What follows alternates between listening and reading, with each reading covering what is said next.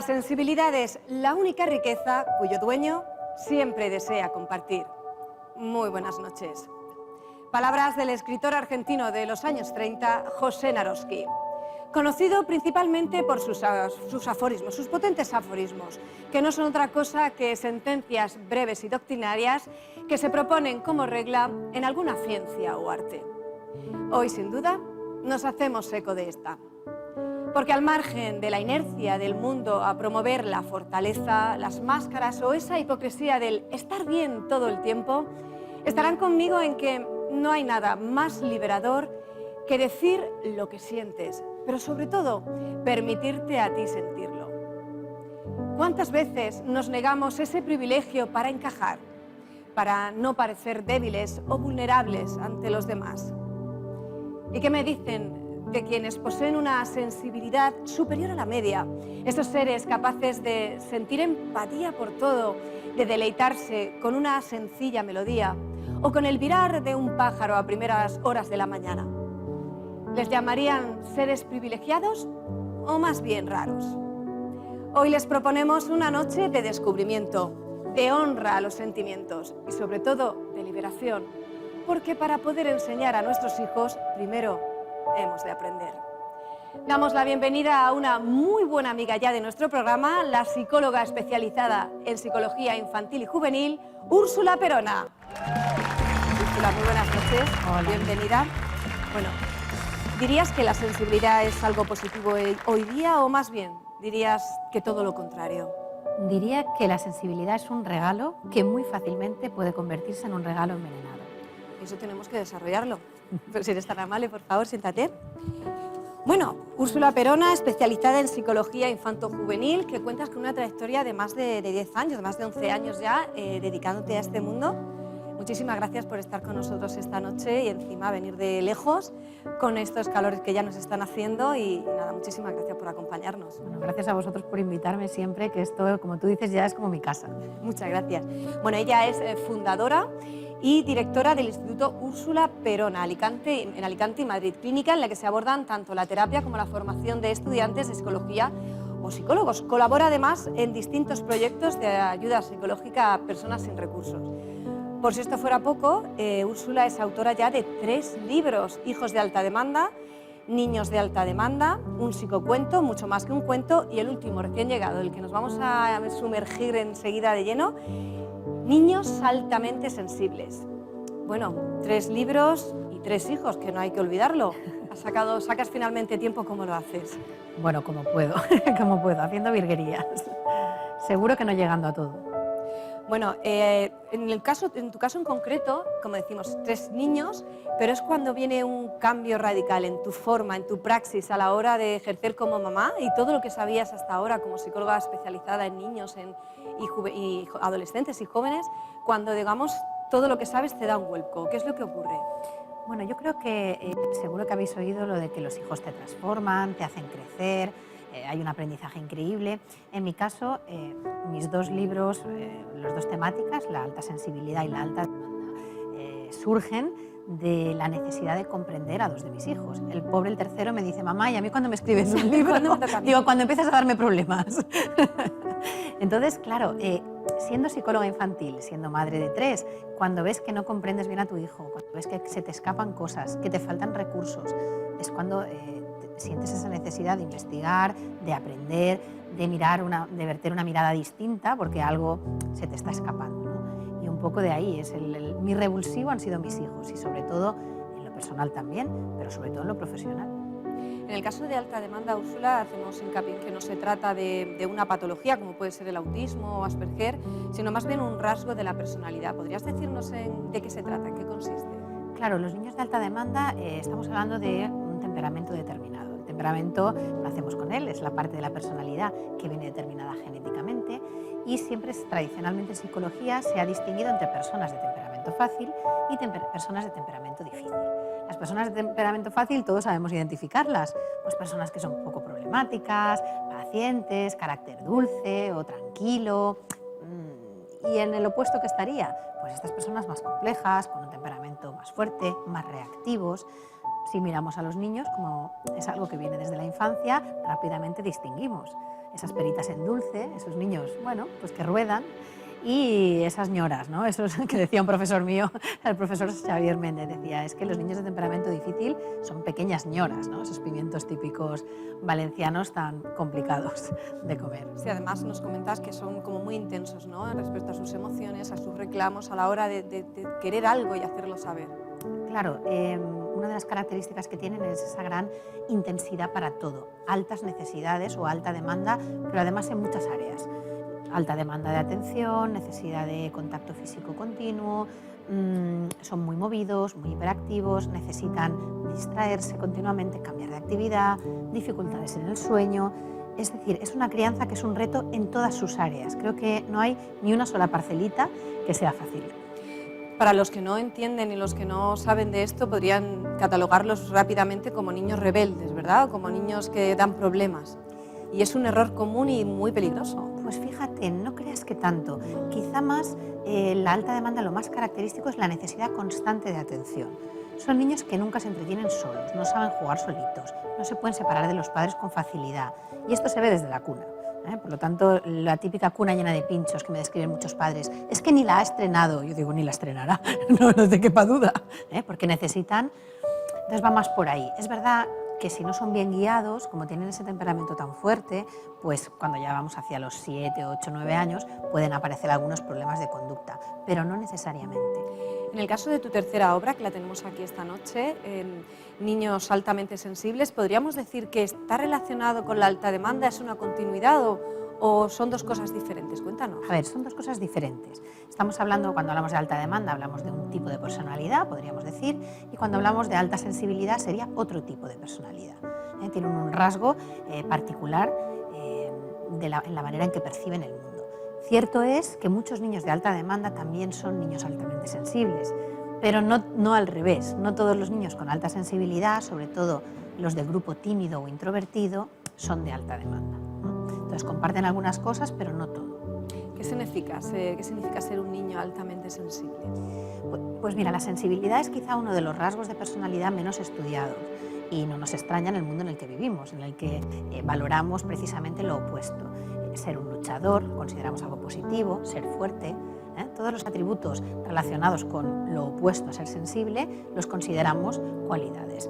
Y la sensibilidad la asociamos a fragilidad, debilidad, vulnerabilidad y no tienen mucho que ver con eso, ¿no? Hay personas muy sensibles que son realmente fuertes.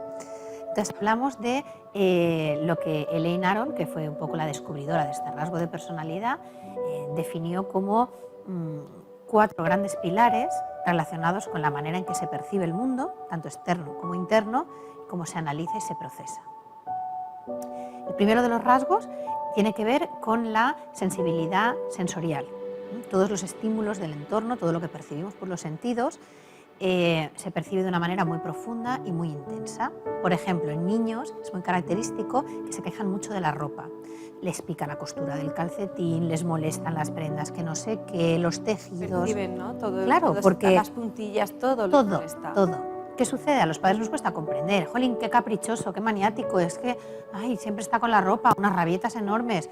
Si tú entiendes que a lo mejor su percepción del roce de una prenda es como si a ti o a mí nos pasaran un estropajo, ¿no? Lo percibiéramos así, con esa intensidad, a que ya no nos parece tan capricho, tan exigente. Sí. Claro, tiene que ver con esa fineza que tiene su sistema neurosensorial. Luego, por otra parte, todo lo relacionado con la sensibilidad. Gran empatía, no solo cognitiva, es decir, pueden ponerse en el lugar del otro fácilmente y saber qué está sintiendo, pero además se contagian emocionalmente, porque se ha visto en las pruebas de neuroimagen que las áreas donde se alojan las neuronas espejo, esas que nos permiten comprender al otro, están mucho más activadas y son más extensas que en personas no sensibles. Luego, procesamiento profundo de la información. No solo analizan, están alerta, perciben todo, no se les escapa nada, sino que procesan muy profundamente y sobreanalizan mucho toda la información. Entonces les cuesta mucho tomar decisiones, tienen en cuenta un montón de información, están siempre en un estado como de percepción muy elevado y procesamiento muy profundo. Claro, digamos que su cabecita capta más información de la que probablemente esté capacitado, desarrollado, valga la redundancia, desarrollar. Más de la que puede canalizar de alguna forma, ¿verdad? Más de la que puede procesar. Y eso se aprecia en el cuarto de sus pilares, que es la sobreestimulación. la facilidad con la que las personas altamente sensibles se sobreestimulan. Perdón. No, no, descuida. Te quería preguntar, bueno, termíname con esto de los pilares porque me interesa mucho saber eso, la manera de ubicarnos de alguna forma de lo que estamos hablando, porque hablaremos más adelante. Probablemente hay más adultos de lo que nos creemos que fueron niños altamente sensibles y por ende son personas altamente sensibles. Sí, se estima... Por si alguien se está identificando de alguna manera. Bueno, eso es muy curioso, Inma, porque te comentaba antes, fuera de plató, la cantidad de papás y mamás que al leer el libro se han sentido identificados y han dicho, bueno, es que identifico a mi hijo, pero me estoy dando cuenta de que yo también soy una persona altamente sensible. Y no lo sabía, porque es un término relativamente joven dentro de la psicología y aunque hemos oído alguna vez hablar, no sabemos exactamente qué es. ¿A qué se refiere? Me comentabas ese último pilar, que es importante a la hora de tener en cuenta también la catalogación, ¿verdad? Claro, la sobreestimulación, es decir, se ven sobreestimulados por tantos estímulos, tanta información, tantos pensamientos que se desbordan con mucha facilidad. En niños que podemos ver pues tendencia a aislarse, necesidad de estar solos o rabietas, porque es una de las maneras en que expresan el malestar. Cuando hablamos de los niños de alta demanda, me acuerdo que me hablabas que eran niños muy intensos, como hemos dicho antes, muy demandantes. En alguna ocasión lo comparaste incluso con tener la radio con un volumen en vez de un 3 a un 10. Sí. Explícanos esto. ¿Ocurre lo mismo, por ejemplo, con la alta sensibilidad? ¿Es lo mismo también como subir el volumen? Para ellos mismos sí. La diferencia con la alta demanda es que el niño de alta demanda provoca en nosotros esa sensación, ¿no? De no parar. Y sin embargo, el niño altamente sensible percibe tanto y tan intenso que para él mismo sería como tener unos auriculares puestos con heavy metal a volumen máximo todo el día. Por eso ese desbordamiento que puede ocurrir y que ocurre muy a menudo. ¿Cómo se siente un padre, hablando de un niño de alta demanda, porque le estás diciendo de toda esa incomunicación, esa incomprensión con respecto a afuera? ¿Cómo se siente un padre con un hijo de estas características? Bueno, en general los padres estamos sometidos a juicio constante. Por nosotros mismos, para empezar, porque somos nuestros peores jueces en ese sentido. Nos echamos la culpa de todo, nos atribuimos más responsabilidad en el desarrollo de nuestros hijos del que realmente tenemos. Al final las personas, es verdad que hay una impronta del ambiente familiar, de la educación, de la cultura en la que vivimos, pero no podemos olvidar la genética. Y nosotros podemos llegar hasta donde llegamos como padres, pero la personalidad de nuestro hijo, que viene marcada genéticamente, tiene una base muy fuerte. Entonces hay que ser un poco menos críticos con nosotros mismos y dejar de enjuiciarnos tanto, porque seguro que la mayoría de cosas las estamos haciendo bien. Y sobre todo es muy importante que no todo vale para todos, no existe un patrón perfecto de educación y de crianza. Yo lo veo como un continuo, esto es un aprendizaje continuo que va en las dos direcciones.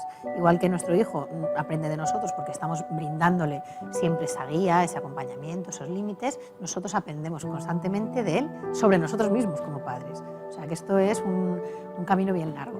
Pues si te parece, Úrsula, vamos a ver un vídeo en el que podemos, entre otras cosas, pues visualizar la frustración a la que pueden llegar algunos padres y que seguro alguno de los que nos está viendo pues puede sentirse identificado y le puede ayudar, sobre todo para ver que hay salida, que hay solución y que nada está escrito y nada está dicho, salvo lo que se pueda solucionar. Lo vemos. Dormía bien, para todo conmigo, mamá lo dice, vamos, 1000 veces al día. Y luego es eso, constantemente llorando, todo. Bueno, pues es un niño muy activo, muy inquieto, muy cabezoncito, muy terco. Cuando quiere algo pues insiste mucho, es muy dependiente de mí y del papá. Has emprendido un viaje de intensidad máxima. El bebé duerme en tu regazo. Le miras y sabes que es muy especial. Tiene pocos meses y te parece increíble que parezca comprender casi todo lo que dices, que exprese con tanta contundencia lo que necesita, que haya encontrado la forma de estar siempre pegadito a ti.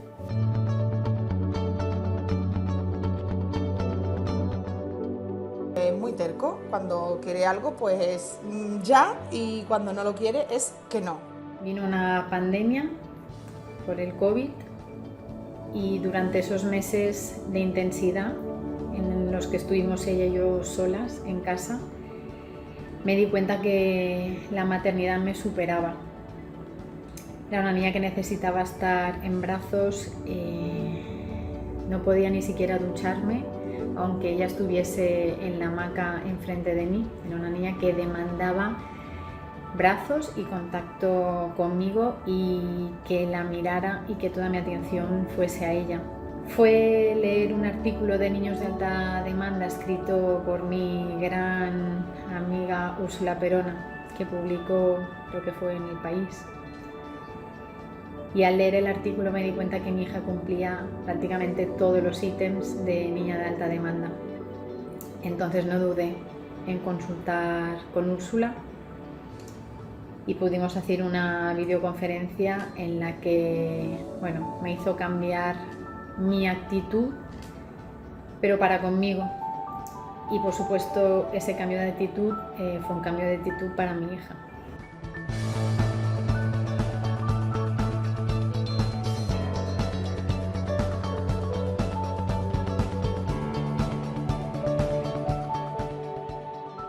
También es súper inteligente, es súper cariñoso, se queda muy rápido con las cosas.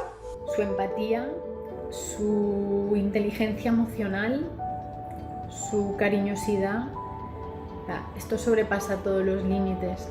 Me di cuenta que tenía una niña de alta demanda, pero que esa niña de alta demanda en realidad me iba a aportar mucho más de lo que me iba a pedir.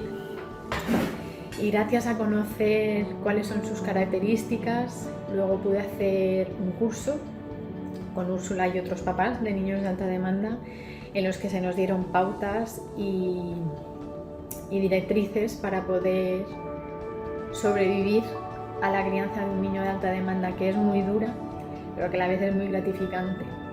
Gracias a Úrsula pude ver todas las cosas bonitas y positivas que tiene mi hija, porque mi hija es una niña de alta demanda. Ni son niños caprichosos, porque mucha gente dice, es que los están malcriando. No, en mi hija yo he visto cosas que no he visto en otros niños.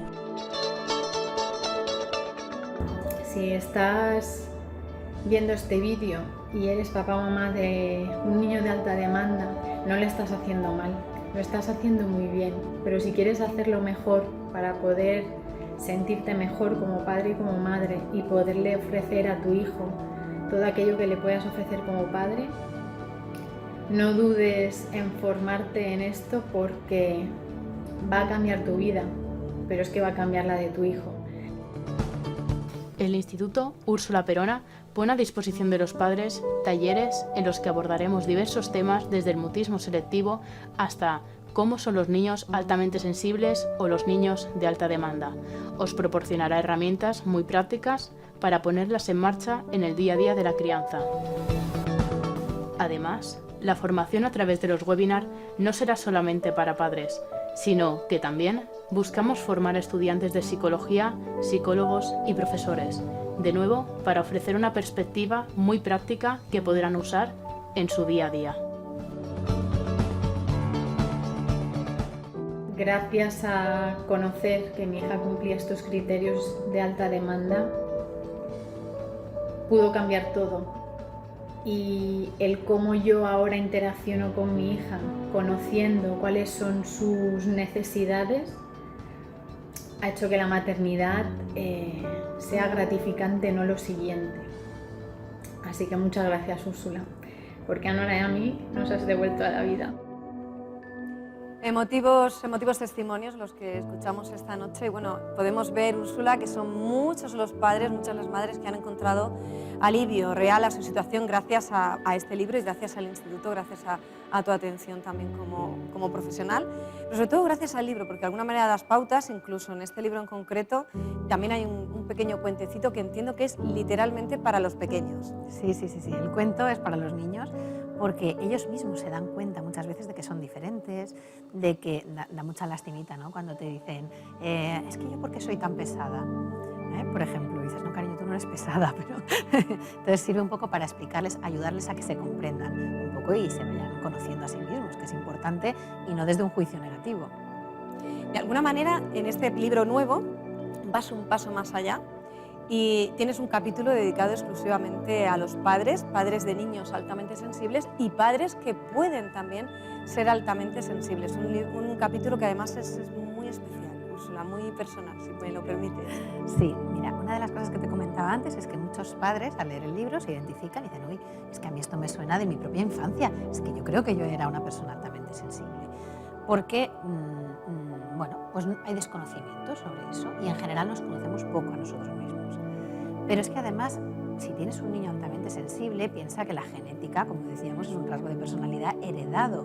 Por lo tanto, es muy fácil, hay una alta probabilidad de que alguno de los papás sea también más, persona altamente sensible. Lo cual puede hacer la crianza mucho más compleja. Tanto si es los papás, alguno de los dos es altamente sensible, como si no lo es. Estamos viendo ahora mismo, mientras te escuchábamos, ese código QR, lo pueden ver ustedes en sus pantallas, a través del cual en breve les pondremos también el de los otros libros, pero nos interesa el que estamos hablando ahora mismo, niños altamente sensibles. Bueno, simplemente acercando el móvil a su ordenador o a su televisor, pues ya le entran al enlace directo y se pueden hacer con ese libro, que ya les digo yo que les va a solucionar más de una travesura y más de un agobio y más de un problema en casa. Bueno, hablando precisamente de este tema que estamos diciendo, de los padres, de los hijos, ¿qué características podríamos decir que tiene un niño altamente sensible que no comparte, al margen de los pilares que ya hemos visto, con otro niño en esa época tan compleja como es en los primeros años de vida, en los que empieza a experimentar, empieza a sentir, a tener inquietud? Pues un niño, entre comillas, con una patología normal, por decirlo así, no sé si la palabra normal estaría bien. Sí, una personalidad. Bueno, podemos distinguir entre personas altamente sensibles y personas que no son altamente sensibles. Perfecto. Los niños altamente sensibles, vamos a ver niños por lo general muy inteligentes, intuitivos, despiertos, reflexivos.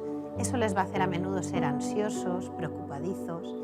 Piensa que un 70% de los niños altamente sensibles son del grupo que llamamos introvertido o tímido. Entonces va a ser ese niño que le va a costar separarse de los padres, que cuando llega a una reunión familiar se esconde detrás de los papás y tarda un rato porque necesita procesar y entender todo lo que sucede. Sí, esas serían unas de sus necesidades, ¿no? Necesidades que tienen serán mantener su tiempo, sus espacios, su momento. Exacto, respetar un poco, ¿no? Parece que queremos que todos los niños se comporten igual, sigan los mismos ritmos, cumplan los mismos hitos del desarrollo al mismo tiempo. Y bueno, ¿qué hay más bonito que la individualidad? Que la diferencia, todo lo que nos diferencia, pero tendemos a uniformizar a los niños. ¿Y qué me dices de nosotros como sociedad? ¿Cómo actuamos, cómo encajamos cuando estamos en casa de unos amigos o en una terraza y vemos pues, un niño que o bien no se separa de la madre, en el caso de un niño de alta demanda, pues que a lo mejor está en ese momento que no permite que los padres tengan una conversación? ¿Cómo reaccionamos? ¿Cómo suele ser esa...?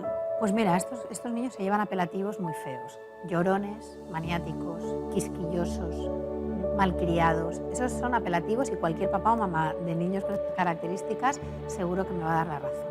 Yo mismo lo he experimentado con mis hijos. No se trata de que un niño sea quisquilloso por capricho o sea un manipulador, que esto es algo que también me hace mucha gracia. Los niños no manipulan, los niños piden lo que necesitan y además de una manera muy honesta. Si necesitan contacto físico lo piden, un bracito, y si necesitan tiempo para afrontar una situación nueva y esconderse hasta que se sienten seguros, lo manifiestan. O sea, no están todavía viciados de alguna manera como estamos los adultos, que tenemos prejuicios, ese peso de la sociedad mirándonos. Una vez más nos enfrentamos a rasgos de crianza que se salen un poquito de lo que digamos establecido y los juicios no tardan en llegar, que si lo estás malcriando, que si déjalo que salga de las faldas, que está todo el rato debajo de tus faldas. Esos juicios suelen, digamos, frustrar también, no solo al niño, que no le estamos permitiendo su tiempo, sino a los propios padres, que sobre todo si son primerizos dicen, pues igual llevan razón. ¿Qué ocurre? ¿Qué genera esto en los padres? Pues genera culpa, genera dudas, lo que es peor aún casi que la culpa, porque al final uno conoce muy bien a su hijo y es el que mejor sabe. Los padres y madres conocemos a nuestros niños y sabemos lo que les funciona, lo que no, el ritmo que necesitan, pero claro, cuando vamos a esa comida familiar y empezamos a recibir consejos de todo el mundo, opiniones, que los opinólogos abundan, entonces nos hacen dudar, lo estaré haciendo bien, será culpa mía, se porta así porque no lo estoy educando bien, ¿no? Y sí, entonces típico, va a tener problemas en el futuro porque lo sobreproteges. ¿Eso ocurre? Pero es que respetar la personalidad del niño no es sobreproteger. Yo no abogo por un estilo educativo en ningún caso sobreprotector, ni sin límites. No se trata de eso, se puede poner límites y se puede imponer una disciplina, pero desde el respeto de la naturaleza del niño, al ritmo que el niño necesita. Es que no hay que confundir una cosa con la otra. Tú puedes ser muy firme en los momentos necesarios, ser una guía clara para el desarrollo de tu hijo y al mismo tiempo respetar su personalidad y sus necesidades. ¿Cómo puede un padre con un niño de alta sensibilidad enfrentarse de una manera asertiva con esas personas que opinan? Porque en ocasiones si es un vecino o un amigo, pues puedes de alguna manera saltarlo. Pero cuando es una suegra, cuando es una madre que te dice que yo lo sé, que vas a hacer un niño blandito, que vas a hacer, y como dices, empieza esa frustración porque ves sufrir a tu hijo cuando literalmente te lo arrancan de los brazos. Y dices, pues es que es lo que él necesita, pero bueno, me están juzgando. ¿Cómo puede un padre enfrentarse a esto de una manera que no le genere a él también ansiedad a la hora de decir déjame en paz, que es lo que te nace? Claro, lo primero, estar seguro. Cuando tú estás seguro de que lo que estás haciendo es bueno para tu hijo y para ti, de alguna manera ya te has puesto un paraguas y las opiniones y las críticas, bueno, pues como que te resbalan, ¿no? Llevas un paraguas y como si fueran la lluvia cayendo, no te tocan. Esto es muy importante. Cuando uno está seguro de lo que hace, no vive como agravios ni como ataques las críticas. Luego esa interpretación, vamos a entender que la gente que nos da esas opiniones o esos consejos lo hace por bien, desde el amor, aunque a lo mejor no es lo que necesitemos ni le hayamos pedido. Y luego poner límites de manera asertiva. Pues mamá, agradezco un montón tu opinión o el consejo que me estás dando, pero yo de momento voy a seguir intentándolo de esta manera. Y tú a la tuya. Es decir, un poco hay que agradecer ese consejo, pero no hay por qué quedarnos. ¿Cómo puede afectar a un niño altamente sensible que no se tengan en cuenta todas estas cosas maravillosas que nos están diciendo que han de tenerse? Pues mira, yo creo que lo primero, el niño altamente sensible ya sabe que es diferente, se percibe diferente. Le suele costar encajar con niños de su edad, a veces tiene pocos amigos o los amigos son mayores, se da cuenta de que su manera de percibir el mundo es diferente. Cuando no vive en un entorno amable, en un entorno en el que es respetada su personalidad y en el que se siente validado, aparecen problemas de autoestima. No estoy bien como soy, ¿no? Si me censuran, si me critican, si me corrigen. Sí, que anda mal en mí. Claro, algo hay mal. Entonces tengo que corregir esa parte de mí. Probablemente se pondrá una máscara, se pondrá una coraza y tratará de no mostrar esa parte que le estamos mandando mensajes de que es débil o de que no es adecuada. Entonces empiezan conflictos internos, puede haber depresión, puede haber problemas de ansiedad y sobre todo eso, una negación de sus propias necesidades porque no está validado. Bueno, una de las cosas que podemos ver en tu libro es las características de una persona adulta altamente sensible. Ofreces un maravilloso test del que vamos a hablar en unos instantes. Antes hacemos una pequeñísima pausa. Volvemos enseguida para seguir hablando de niños altamente sensibles con nuestra invitada de hoy, con Úrsula Perona.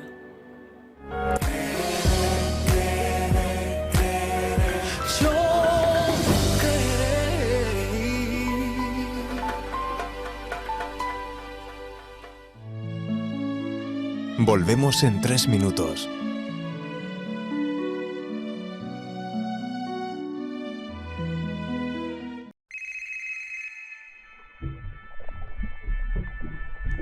Hija mía.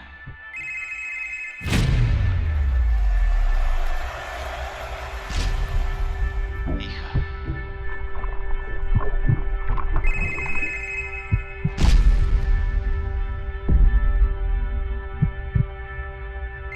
Despierta.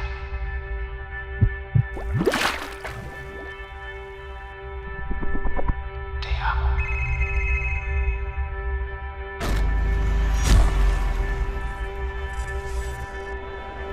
Soy yo.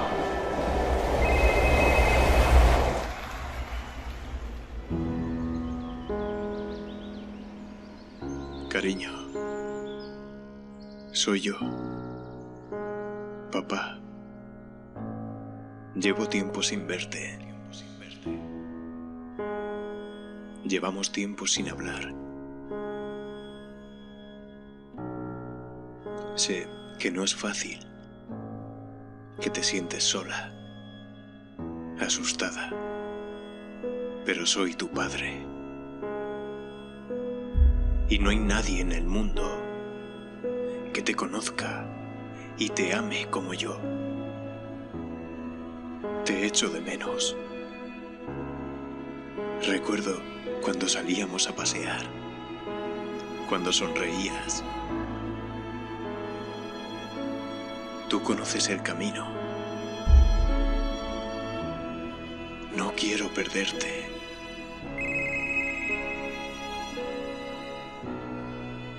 Contéstame, hija. Contéstame. Eres mi tesoro.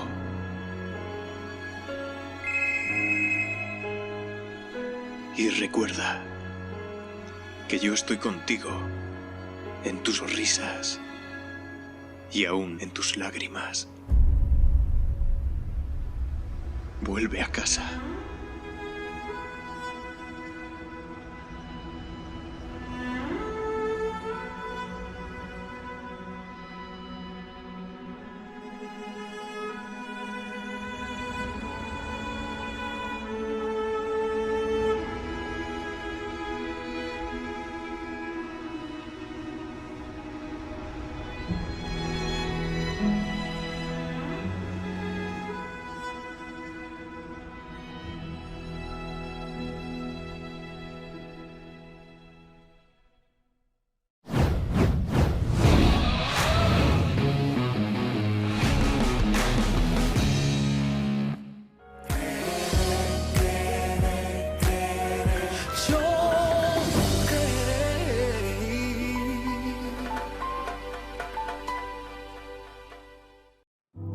Seguimos en Todo es posible si lo crees. Esta noche hablamos de que tu sensibilidad no es una debilidad, sino más bien tu fortaleza.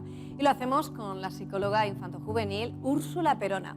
Seguro que llegados a este punto muchos de ustedes se estarán preguntando, ¿y yo? ¿Seré una persona altamente sensible? Porque de pequeñito me pasaban muchas de estas cosas. Bueno, pues algo que podemos encontrar en este libro, Niños altamente sensibles, precisamente es un test, Úrsula, en el que nos podemos testar a nosotros mismos y saber si efectivamente estamos en esa horquilla, en ese balance de una persona altamente sensible. ¿Qué podemos encontrar? Bueno, podemos encontrar esa lista que definió Elaine Aron hace ya unos años, que son las características... Me parece maravilloso, por cierto. Sí, las características principales que tiene una persona altamente sensible. Como decíamos, es un rasgo de personalidad que vamos a tener toda la vida. Si lo hayamos identificado o no, si somos altamente sensibles, lo vamos a ser siempre. Con lo cual creo que vale la pena conocerse, es una muy buena inversión y entender muchas cosas, porque cuando te das cuenta de que, bueno, pues lo que estaba pasando era que tenías ese rasgo y no lo sabías, entiendes cómo te has comportado, cómo has evolucionado. Y abandonas un poco el juicio, efectivamente, el autojuicio que te comprendes a ti mismo. ¿Cómo ayuda a un niño altamente sensible que uno de sus progenitores lo sea también? Bueno, ayuda, tiene una cara buena y una cara no tan buena. La cara buena es que va a ser muy fácilmente comprendido y aceptado. Es mucho más sencillo, porque si la mamá o el papá han vivido y exactamente o experiencias muy parecidas... La empatía puede ser positiva, pero igual el desborde emocional... Efectivamente. No, vale. Pero la parte negativa o la parte más complicada es que pueden vivir la maternidad con mucha angustia, con mucha anticipación, con ansiedad, desbordarse fácilmente por las exigencias de la crianza, con lo cual, bueno, pues como todo, ¿no? Como el yin-yang, todo tiene su parte buena y su parte mala. ¿Y qué hay de la pareja? ¿Cómo influye que la otra parte de la pareja no sea una persona altamente sensible? ¿Cómo lleva esa crianza? Las personas que no son altamente sensibles dejan una impronta peor en los niños que sí lo son, porque aparece ese juicio, son muy difíciles, es muy difícil que comprendan a qué obedecen esos comportamientos del niño, posiblemente los atribuyan a debilidad, a caprichos, a manías, porque en la primera infancia lo que vemos es eso, pues niños quisquillosos, que todo les molesta, que todo tal, que enseguida se desbordan, y si no hay esa comprensión, pues serán juzgados negativamente. Bueno, ya hemos establecido de alguna forma comprender cuál es el rasgo de personalidad de nuestro hijo, tener el coraje de entenderlo y sobre todo de dejarle sus tiempos y el coraje de enfrentarte a los demás cuando te dicen lo que tienes que hacer y lo que funciona, cuando tú ya sabes qué es lo que funciona para vosotros. El niño va evolucionando y tiene que ir a la escuela. ¿Cómo es un niño altamente sensible en su interacción con otros niños, en su grado? Pues depende mucho de si es introvertido o extrovertido. Los niños introvertidos puede que tiendan a aislarse, a pasar tiempo solos, que les cueste un poquito relacionarse o ser aceptados por los demás, y van a vivir todo eso de una manera hacia adentro. Es más fácil que aparezcan sentimientos de inadecuación, un estado de ánimo más bajo, miedos, somatizaciones. Sabes que los niños tienen mucha facilidad para somatizar, por ejemplo, la ansiedad. Entonces, bueno, pues esa ansiedad que les produzca la escolarización, o los exámenes, o tener que participar en un partido, pues la noche de antes les dolerá la tripa, les dolerá la cabeza, tendrán de todo. Y el grupo extrovertido yo creo que va a hacer una sublimación, es decir, va a hacer un esfuerzo por integrarse, un esfuerzo por ser aceptado y por no ser distinto. La vivencia es muy diferente. Las personas extrovertidas nadas lo que hacen es ponerse una coraza, ¿no? Y seguir adelante y hacerse fuertes y esconder esa parte. ¿Podría darse el caso que por sus características o por quizá esa introversión o por de alguna forma ser diferente, percibir diferente, que nos puede parecer así a bote pronto algo positivo porque de alguna forma pues, te sales del patrón, pero esto podría desembocar en algún caso en un bullying o en un acoso, ¿sabes? Por aquello de ser distinto, de tener unas emociones distintas o percibir de forma diferente? Claro, tenemos que estar pendientes de ese aspecto. Vivimos una sociedad, como te decía, pues muy clasista, muy cuadriculada, te sales un poco de la norma y ya... Y lejos de premiarte, te juzgan. Efectivamente, ya no eres aceptado, además los niños tienen un sentido inclusivo muy exigente, con lo cual todo lo que se sale de ahí tienden a rechazarlo, pueden tender a rechazarlo. Por eso es tan importante el papel de nosotros como padres, los educadores, que sepamos mediar y gestionar todo eso. Porque al final, cómo se comportan los niños es un reflejo de cómo nos comportamos los adultos. Si nosotros mismos no somos respetuosos, no somos, acogemos cualquier tipo de personalidad y la respetamos, aunque sea diferente completamente a la nuestra, ¿qué esperamos que hagan los niños? La mejor prevención es esa, es el ejemplo. O sea, debemos de estar de alguna manera, si ya hemos identificado que nuestro niño es altamente sensible, quizá prestar especial atención a cómo es su relación con el resto de niños en un colegio, porque puede, y probablemente no lo cuente, ¿no? Que está sufriendo ese tipo de acoso, probablemente se lo guarde para sí. Yo no me atrevería a decir que sufren más acoso que otros niños, porque además no hay estudios al respecto y yo con eso siempre, si no hay estudios y no hay cifras, soy cauta. Sí. Hombre, obviamente es fácil deducir que es posible, por lo que te decía, ¿no? Porque si hay una diferencia, pues a veces los otros niños la pueden percibir como algo negativo y dejarle de lado. Por cierto, hemos hablado de los niños, pero no te he preguntado, ¿es perceptible la alta sensibilidad ya en un bebé de meses? Sí, claro que es perceptible. Porque antes hablábamos de esas etiquetas, esa ropa, los ruidos, cualquier discusión. Pero en un bebé, ¿cómo se percibe? Es que en un bebé desde el principio vas a ver eso, esa necesidad constante, ¿no? Esa dependencia del adulto, ansiedad por separación muy fuerte, mirar mucho y contagiarse de tu estado emocional con meses, bebés de meses. Es que se aprecia desde muy pronto. Hablamos de un rasgo, de una patología y por tanto no podemos decir que tiene cura, pero conforme va evolucionando ese niño, conforme va, digamos que con el paso del tiempo aprende a manejar esa hipersensibilidad. Pues mira, depende mucho de cómo haya sido su infancia y su adolescencia. Sí, se han hecho estudios científicos transversales, longitudinales, es decir, a lo largo de la vida de las personas PAS, desde que son niños hasta que son adultos, y se ha ido viendo cuál ha sido su evolución. Curiosamente, o no tan curiosamente, las personas muy sensibles se traumatizan más fácilmente,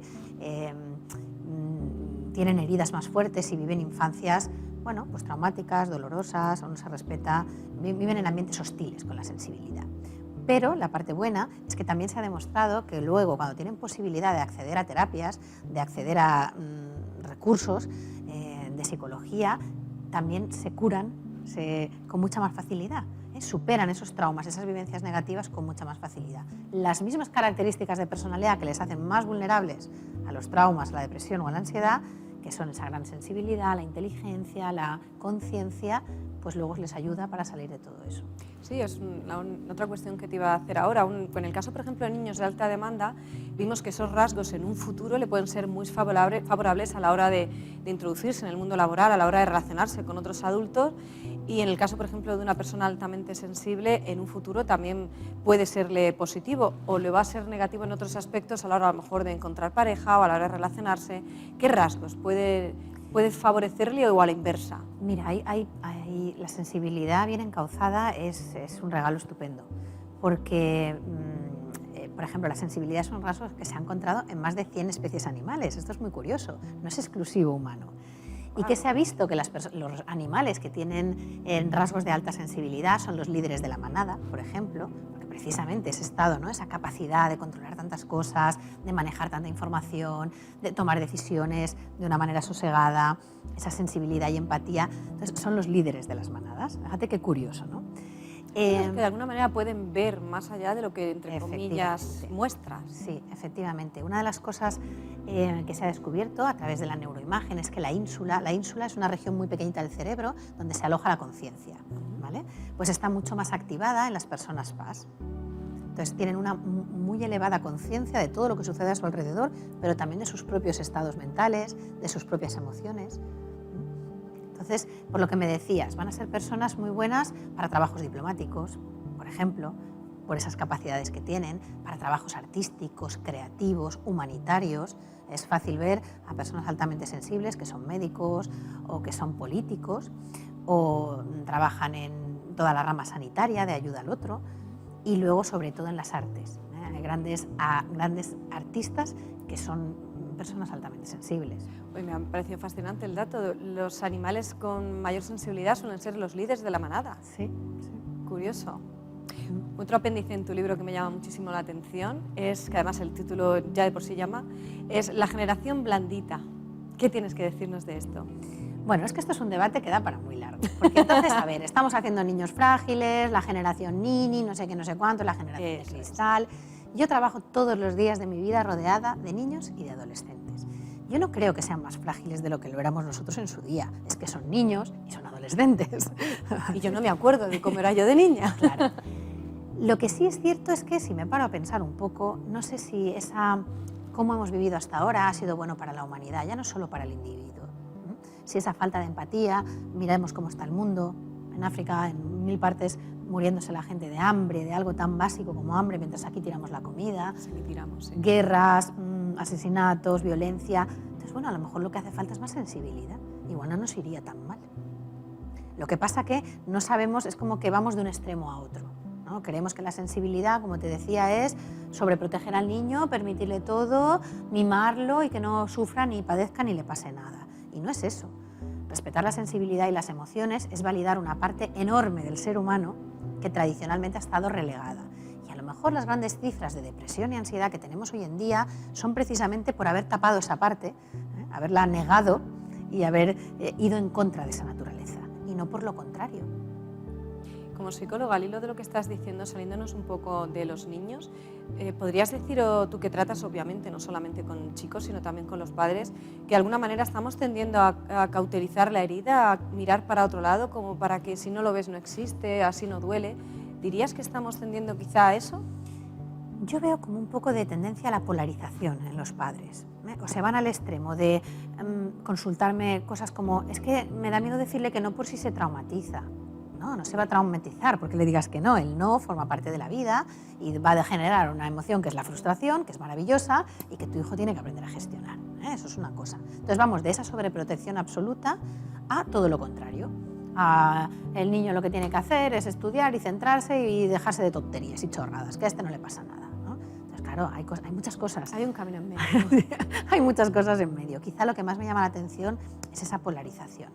Pero por lo general también te digo que yo creo que va a haber un cambio importante en las próximas generaciones, porque nunca en la historia ha habido padres tan formados, tan interesados por el bienestar de sus hijos, que haremos cosas mal, que nos equivocaremos seguro, pero nunca ha habido puesta tanta conciencia en la crianza. Y eso necesariamente tiene que conllevar un cambio. Ya veremos si para bien o para mal. Yo quiero pensar que para bien. Seguro que sí. Y hablamos de éxito, Úrsula. En un mundo tan competitivo y feroz como en el que estamos hoy día, lo estamos viendo recién, ¿qué capacidades, qué probabilidades de éxito tiene un niño, un joven con alta sensibilidad? Pues depende mucho de lo que de cómo definamos el éxito. Si el éxito para ti es ganar mucho dinero, tener un trabajo estable y bien remunerado, pues será una cosa. Si el éxito es estar en paz contigo mismo, tener unos valores buenos de vida que guíen tu vida y ser coherente con lo que necesitas, pues será bien diferente. Entonces, ¿qué entendemos por éxito? Para mí, al final, el éxito, si pienso en el éxito para mis hijos, pues quiero que sean felices siendo quienes son y encontrando su propio camino y aprendiendo y cayéndose y volviendo a tropezar. Claro, depende mucho de la expectativa que ponemos en ese éxito. No en vano, uno de tus capítulos se titula así, El éxito en un niño altamente sensible. ¿Por qué hiciste ese apéndice, esa parada? ¿Por qué es importante? Es importante porque los padres tenemos que dejar de proyectar cosas en los hijos. Es que basta, o sea, tu hijo no es algo que tú vas a moldear a tu gusto y va encima a salvarte de todas tus carencias y frustraciones para ser mejor que tú y para que te sientas bien. Yo siempre quise tocar el piano, vas a Exacto, aprender para piano. que te sientas bien contigo mismo. Mira, el otro día hablando con un filósofo colega, Gabriel García del Oro, me hablaba de Spinoza. Spinoza, me decía Úrsula, Spinoza solo distinguía dos emociones, la alegría y la tristeza. Decía que todas las demás no existían y que los niños, para ser y por ser, entiendo, ser ellos mismos y evolucionar y desarrollar su potencial, tienen que estar en la alegría. Porque uno desde la tristeza pues no puede ser, ni puede proyectarse, ni puede hacer nada, porque está hacia adentro, hundido y paralizado. Y yo digo, qué poca alegría veo a veces en las casas, y veo en los niños, y veo en los adolescentes, que viven en ese estado de angustia, de infelicidad constante, de no llego. Sobrecarga, quizá. Esas exigencias de los padres con los estudios, en un mundo hostil que hemos creado para ellos. Hemos creado un mundo hostil. ¿Qué futuro les estamos vendiendo? Si no paran los adolescentes, yo lo que más tengo ahora son adolescentes, y todos desmoralizados. Si no paran de ver en las noticias que no se van a poder ir de casa hasta los 35, claro, que no hay crisis, trabajo. paro, falta de oportunidad. Sí, de alguna manera, pues por eso, ¿no? Dejar de proyectar ese tipo de frustraciones. Y hablando de proyectar, nos vamos a hablar de proyectos, porque son 3 libros, el último nada, que tiene meses. Pero ya estamos trabajando en nuevas obras. Me interesa que nos hables de esos nuevos proyectos y también del instituto, lo que hacéis y cómo podemos contactar con vosotros, que está saliendo ahí, saldrá ese faldón donde está la página web, donde está el número de teléfono del centro. Bueno, cuéntanos qué hacéis y nuevos proyectos. Bueno, voy a empezar por los nuevos proyectos literarios en los que tengo muchísima ilusión. Estás de lleno ahí con la... Estoy ilusionadísima, porque estoy coordinando un libro que no puedo decir mucho aún, pero va a unir a 9 grandes psicólogos y pensadores, no todos son psicólogos, hay algún filósofo, hay algún pensador, que vamos a crear un libro en el que vamos a dar 9 reglas básicas para educar. Esos pilares que a mí me hubiera gustado cuando estaba embarazada o cuando tenía mis hijos pequeños, poder leer y poder centrarme y dejarme de esa sobreinformación que tenemos a veces. Sí. En lo básico y lo esencial, educar para que mi hijo sea feliz, educar para que sea coherente, sea capaz de tomar decisiones, de tener una visión crítica de las cosas, educarle en la igualdad, qué importante, ¿no? Y así hasta 9 capítulos. Así que ese es el proyecto que tengo entre manos, que verá la luz a primeros del año que viene y que creo que va a ser... Con 9 autores diferentes. 9 autores. Todos especialistas en un área. Sí. Bueno, va a ser un libro muy rico, sin duda. Sí, así lo deseamos y vamos, estamos poniendo toda la energía y la ilusión en él. ¿Tenemos fecha para después del verano, quizá? Primeros de año sale. Bien. Primeros del próximo No, si es para seguirte la pista, no por otra cosa. Sí. Bueno, en cuanto al instituto, cuéntanos qué podemos encontrar en él, porque muchos que nos estarán viendo seguramente dicen quiero saber más y quiero ver, aparte de comprar los libros, aparte de aprender, quiero solucionar con un psicólogo especializado en este tema. Y en este caso es cuando te encontramos a ti. Claro, pues mira, en el instituto seguimos con la atención clínica, estamos especializados en psicopatología en todas las áreas. Tenemos un equipo de neuropediatría que también se hace cargo de ese área y sobre todo estamos ahora muy volcados en la digitalización y en toda la parte online. La pandemia, es verdad que nosotros desde hacía muchos años que atendíamos pacientes de todo el mundo, pero la pandemia, como bien sabes, pues ha normalizado mucho más y ahora, bueno, pues hemos generado un área nueva de citas online, todo se gestiona desde la propia web y tenemos pacientes de todas partes. Y luego dando mucho valor también a la formación online, que si bien es algo que venimos haciendo desde hace tiempo, presencial y online, pues ahora estamos poniendo ahí mucha más energía, porque bueno, pues creo que forma parte del futuro y que nos permite llegar a mucha gente. Así que... Finalmente, como madre, Úrsula, de una niña con alta demanda, también altamente sensible, ¿qué te aporta? ¿Cómo es? ¿Qué sensaciones tienes? Bueno, cada uno de mis libros es para una de mis niñas. La pequeña es la altamente sensible. Sí. La mayor es la mayor es la altamente sensible y la pequeñita la de alta. Así es. La de alta demanda me ha supuesto un reto increíble porque sigue siendo una Nos niña. lo contabas al principio, tengo un libro para acá, me falta uno, pero Me gloria a falta Dios uno, el tercero. Gloria a Dios no tengamos que escribirlo. El pobre tercero me dice, mamá, ¿a mí cuándo me escribes uno? Entonces, me aportan muchas cosas, muchísima alegría, muchísima, me ayudan a trabajar en mí misma, mi paciencia, todas las cosas que necesito currarme para poder educarles, cada uno con sus necesidades. Y la que es altamente sensible, mi erizo, que además el libro está dedicado a ella, ¿no? Mi erizo, a qué mi erizo, bueno. porque yo le digo, cariño, es que eres un erizo, porque por fuera pinchas, pero por dentro blandita, y pincha precisamente de tan blandita que es por dentro. Sí. Que eso nos cuesta mucho verlo a los adultos, en los niños. Decir, jolín, pero si es que son unas raspas, si es que va todo el día dándome... Pues hay algo ahí. Claro, siempre que hay un mal comportamiento en un niño, y sobre todo en un adolescente, esas malas contestaciones, esa pelea con el mundo, ese tal, es porque algo por dentro no está bien. Porque al final todos queremos lo mismo. Estar bien, estar felices, sonreír, pasárnoslo bien. Si hay conflictos o hay cosas, es porque algo no está bien dentro. Con lo cual resumimos que una mamá hiper orgullosa y que sin lugar a dudas no cambiabas ni uno solo de los rasgos de tus hijos. Nada, nada. Vamos, siempre se lo digo, sois perfectos como sois. Y no quiere decir que seáis perfectos. Úrsula Perona, escritora, psicóloga especializada en psicología infantil y juvenil. Muchísimas gracias por compartir con nosotros este espacio y de alguna manera pues darnos luz y arrojar tanta verdad y tanta libertad a los patrones que de alguna forma nos estigman. Nada, gracias a vosotros. Es un placer estar aquí y haber pasado este ratito. Muchísimas gracias.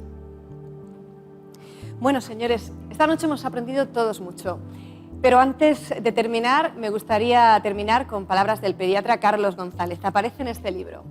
No existe ninguna enfermedad mental causada por exceso de brazos, de cariño, de caricias.